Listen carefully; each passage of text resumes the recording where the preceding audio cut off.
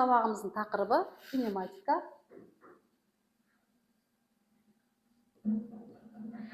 Кинематика негіздері, түзу сызықты қозғалыс.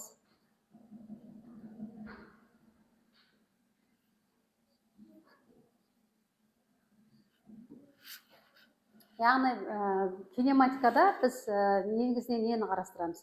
Механикалық қозғалысты қарастырамыз. Енді бұл жерде осы кинематика бөлімінде біз қозғалысты, күштерді, әсер ететін күштерді ескерместен қарастырамыз.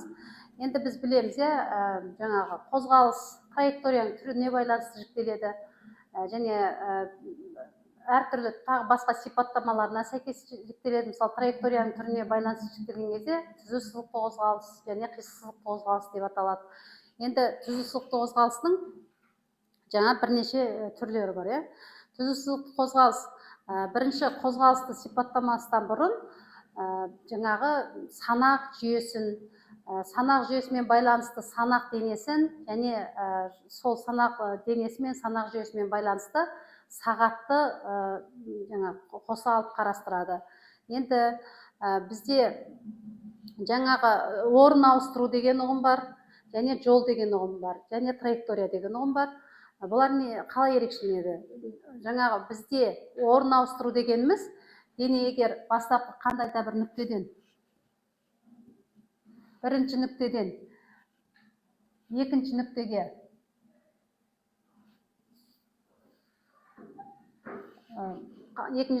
қозғалатын болса, енді біздің осы орын ауыстыру дегеніміз бастапқы және соңғы орындарын қосатын вектор болып табылады. Орын ауыстыру. Сәйкесінше біз вектор түрінде белгілейміз. Ал енді траектория деген не? Дене қозғалыс барысында кеңістіктегі оның орны, геометриялық орны, дене қозғалыс барысында кеңістіктегі геометриялық орындары, ол траектория деп аталады. Ал енді сол траекторияның ұзындығы жол деп аталады. Енді жаңа біз айттық қой, бізде түзу сызықты қозғалыс бар. Түзу сызықты қозғалыс бір қалыпты қозғалыс, яғни V константа болған жағдайда бір қалыпты қозғалыс. Яғни V константа деген сол жылдамдық тұрақты өзгермейді. Және жаңағы жылдамдық айнымалы болатын болса, яғни айнымалы дегеніміз жаңағы уақытқа тәуелді өзгеретін болса жылдамдық, бізде бір қалыпты үдемел және бір қалыпты кеммел қозғалыс болады. Енді мына жағдайда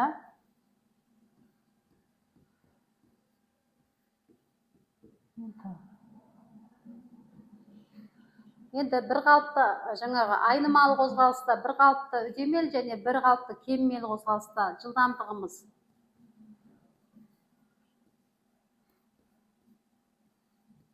аты.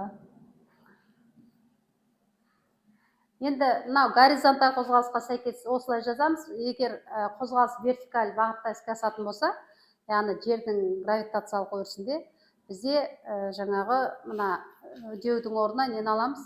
Еркін түсу үдеуін аламыз. Енді осы жағдайдағы бізде жол,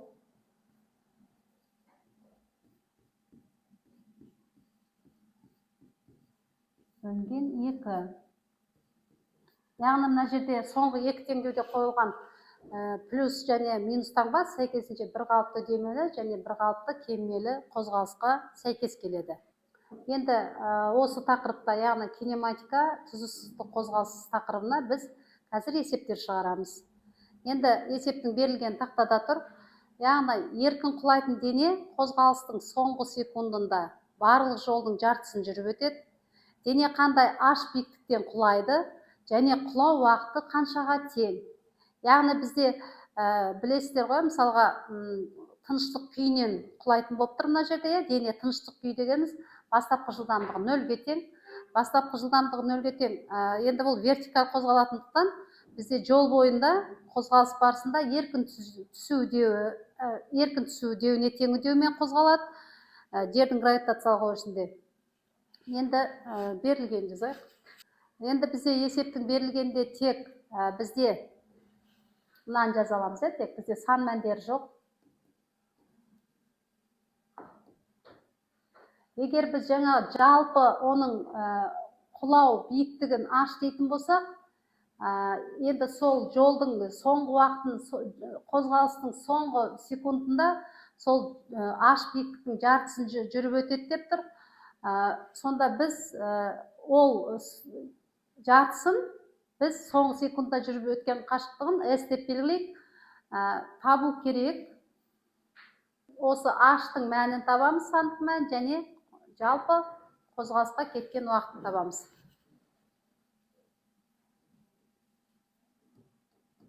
Енді сызбасын сызайық.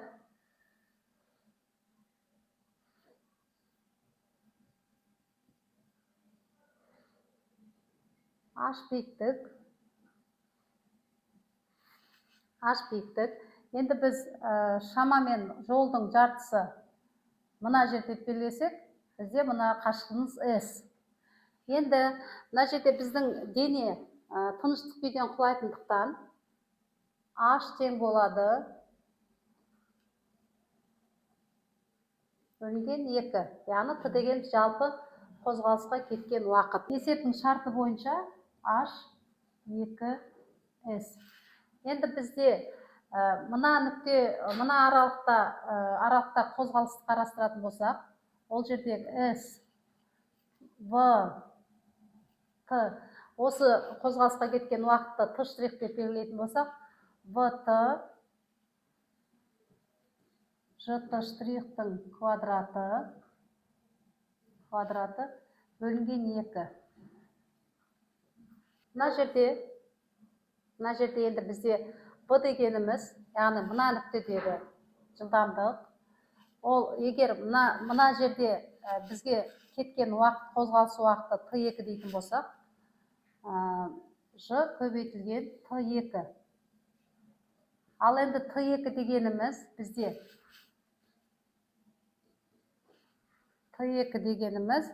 бізде жалпы неден, уақыттан T штрихтың айырымына тең. Егер осыны ескеретін болсақ, Ж T минус T штрих. Оны 3 дейік. Енді осы үшінші теңдеудегі V-ның мәнін екінші теңдеудегі V-ның мәніне қоямыз.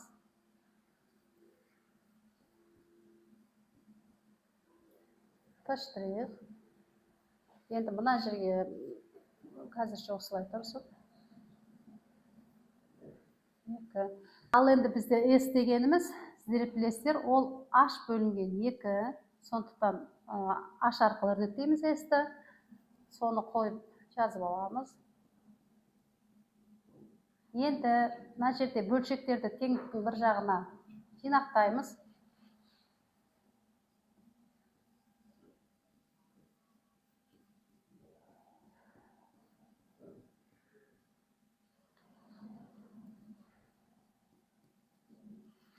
Енді мына жерде бізде плюс еді, мен минус деп кеттім, осыны түзете салайық. Енді бізде H есептің шартында мына бірінші формуламен ол тыныштық күйден басталғандағы жүріп өткен қашықтығына тең, жалпы жүрген қашықтығы мына формула арқылы. Сондықтан бірінші формуланы теңдіктің сол жағына қойсақ, бірінші формуланың оң жағын.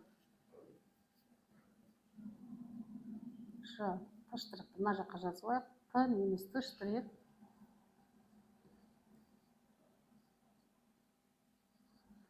Есепті ықшамдау үшін Ж-ға бөлеміз, теңдіктің екі жағын 2-ге көбейтеміз.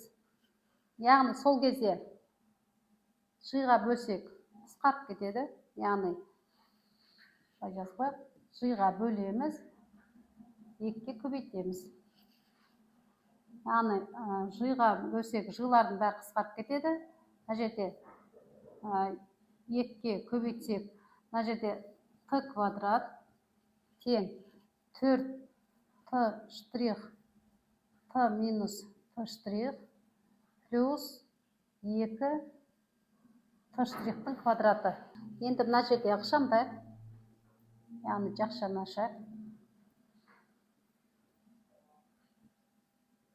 4Т штрихтың квадраты плюс 2Т штрихтың квадраты. Енді осы жерде бізде Т штрих есептің шарты бойынша 1-ге тең болады, 1 секундқа тең болады. Соны ескерсек, соны Т штрихтың орнына қоямыз.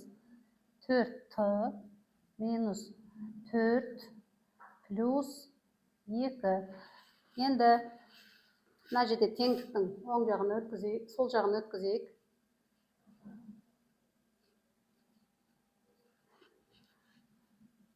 Плюс 2 0. Мына теңдеу квадрат теңдеуге келді, квадрат теңдеуге келді. Яғни енді осы жерден дискриминантымыз b квадрат минус 4ac 16 минус 4 2 8. 8-ге тең. Енді мына жерде мына квадрат теңдеудің түбірлерін табайық. Түбір астында 8 2. Енді қараңыздар, біз түбір астында 8-ді қалай ықшамдасақ болады? Түбір асты 8 дегеніміз 4 көбейтілген 2, 4-ті түбір астына шығарсақ 2, ал енді түбір астындағы 2-ден шамамен 1,4, 2 көбейтілген 1,4, 2,8 сонда.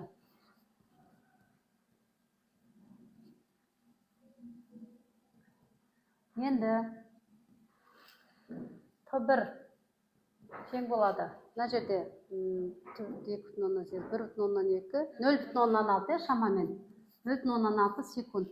Т2-міз 3,4, 4, 2, 6, 3,4 секунд. Енді қараңыздар, бізде мына жерде бізде жаңағы жалпы құлау уақыты негізі есептің шартында жолдың жартысын ол 1 секундта жүріп өткен. Бірақ мына жерде бізде 0,6 секунд деген шықты, ол есептің шартына сәйкес келмейді. 1 секундтан аз болып тұр. Сондықтан бірінші түбірін алмаймыз, бірінші мәнін алмаймыз. Сонда екінші бізде жалпы қозғалысқа кеткен уақыт 3,4 секундқа тең. Енді бізде екінші ізденілген шама құлау биіктігі, яғни жалпы жүрілген жолымыз т квадрат бөлінген 2. Енді ж-ның жуық мәнін алсақ, 3,4-тің квадраты бөлінген 2. Есептейік.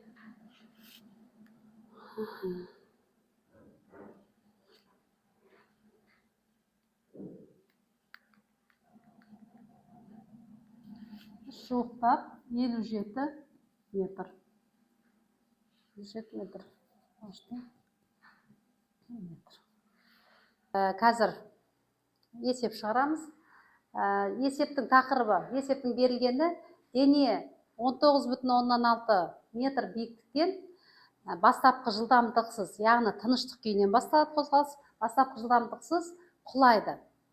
Дене қанша уақытта жолдың алғашқы және соңғы 1 метр қашықтығын жүріп өтеді. Тақтаға Гаухар келіңіз. Бізде берілгені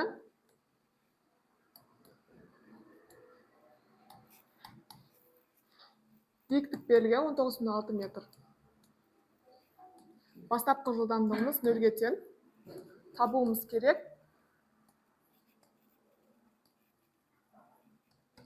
Т алғашқы және Т соңғы. Бұл есептің сызбасын сызатын болсақ,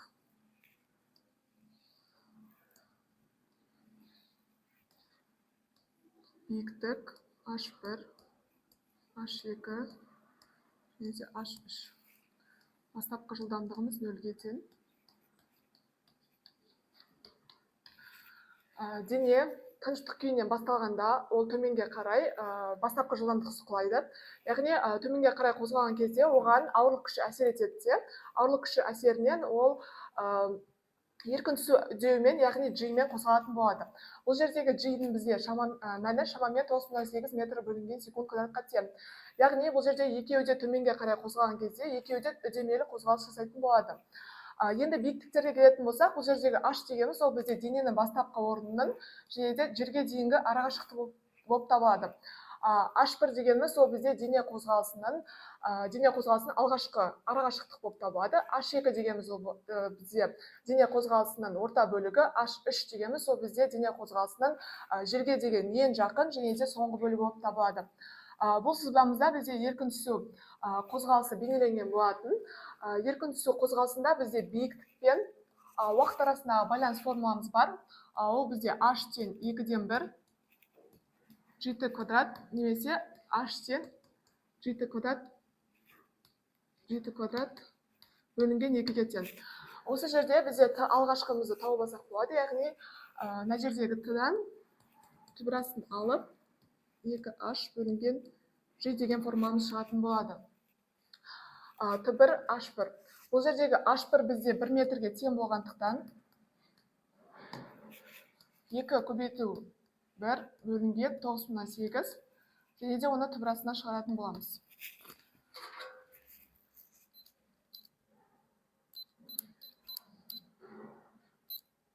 Бізде шамамен 0,145 секунд шығады. Яғни дене жерге құлағаннан бұрын алғашқы уақыты бізде 0,145 секундқа тең. Енді бізде жерге дейін толық уақытын табатын боламыз. 2h бөлінген g. Бұл жердегі g бізде 19,6 метрге тең болғандықтан 2-ге 19,6 метрді көбейтеміз де, оны 9/8-ге бөлеміз. Және де оны түбірасынан алатын боламыз.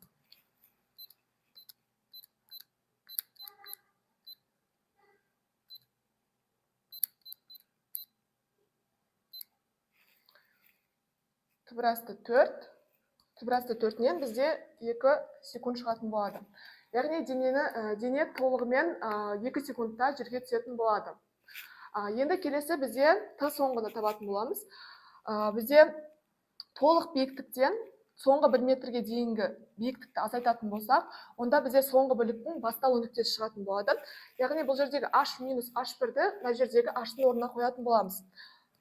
Т2 тең түбірасты 2h минус h1 бөлінген g-ге. H-тың мәні бізде 19,6 метрге тең. Одан 1 метрді азайтамыз. Және де 9/8-ге бөлеміз. Оны түбірасына шығаратын боламыз. 2-ге 18,6-ны көбейтеміз. 9/8-ге бөлеміз.